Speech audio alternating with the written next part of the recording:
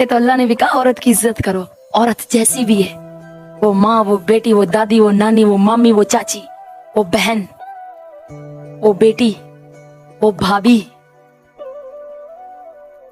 वो साली सब रिश्ते हैं औरत में, इज्जत करो।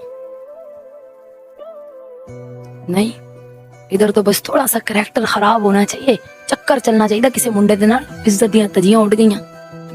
थोड़ा से बाल नंगे करने दो औरत को, औरत तो करैक्टर लेस हो गई है।